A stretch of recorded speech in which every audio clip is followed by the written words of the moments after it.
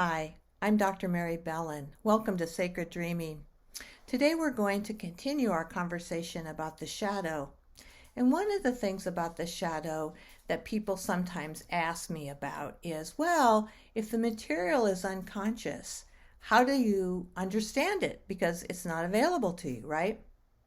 Well, there's a psychologist named David Rico who wrote an illustration in his book, When the Past is Present, that I think is really good. And this is how the illustration goes.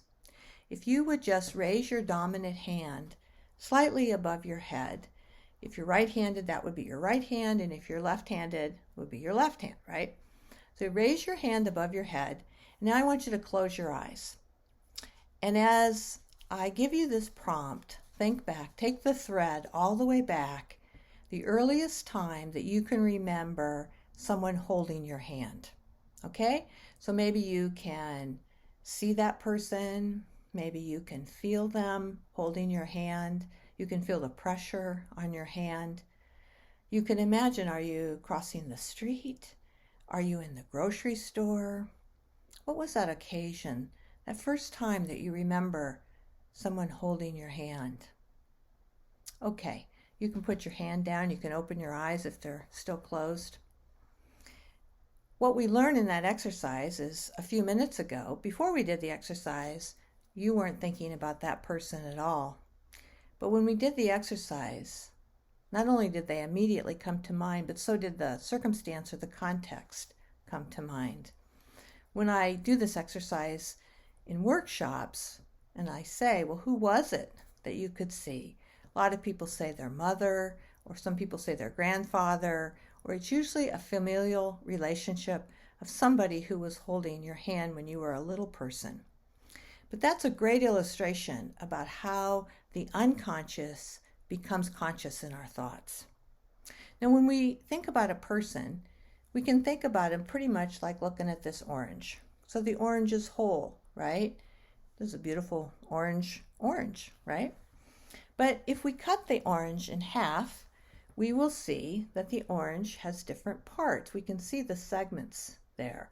Now, as we cut the orange this way, we really can't see deep into the segments. We can just see that it's segmented.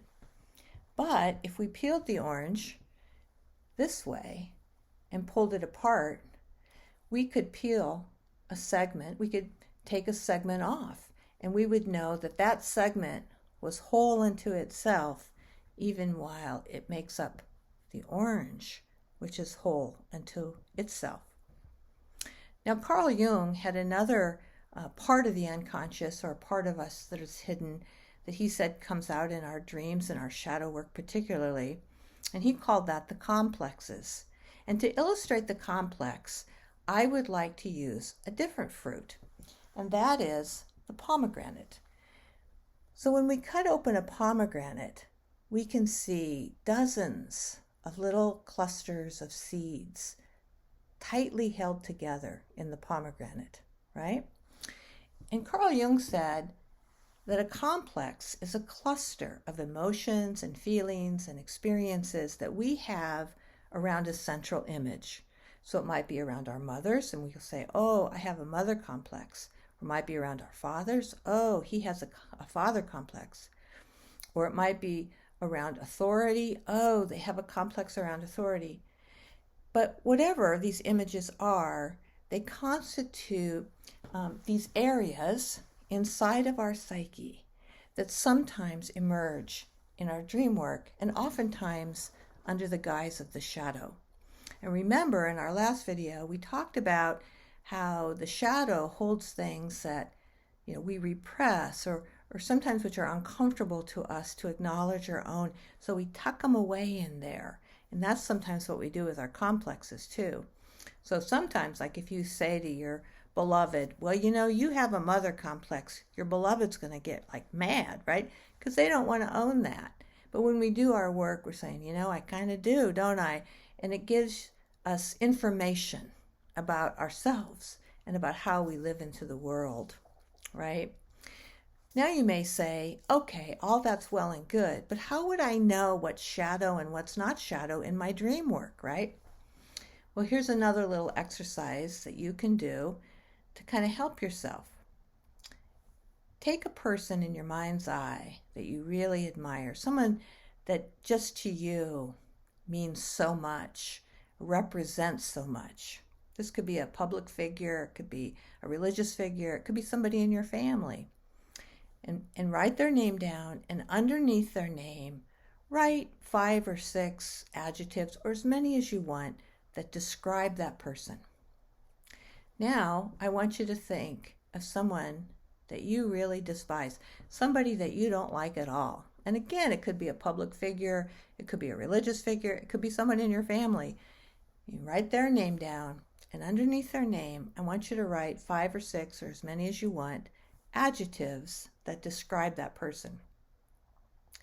When you get these 2 lists finished, then you ask yourself about each one, when am I like that?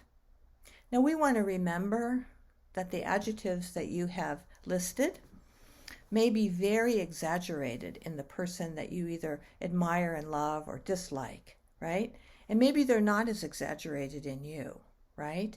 So for instance, maybe you said about somebody that you really admire, they're a peaceful person.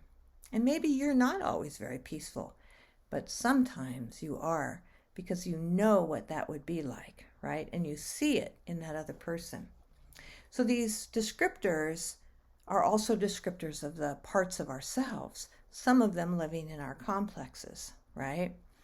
And they may be pronounced or they may be sort of recessive, but they are within us and they constitute our shadow.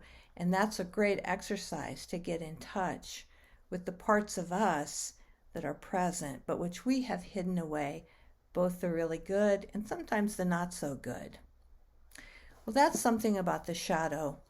And I would just like to close by saying that as we do our dream work, when a character shows up in our dream, we can write down adjectives to describe that person. And in doing that, we can come to understand, is this a shadow character in my dream? In other words, is this really a part of me that is now being projected in this image, this character that's showing up in the story of my dream? And all of this work reveals a little bit more about us, because usually in the dream, there is a little story that's going on. Something happens. There's a plot to the dream.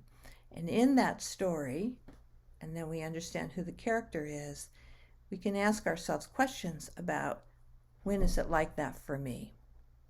Well, I hope this has been fun and interesting to you, and I'll look forward to sharing time with you, either in spiritual direction or doing dream work or just listening to these videos. Bye-bye.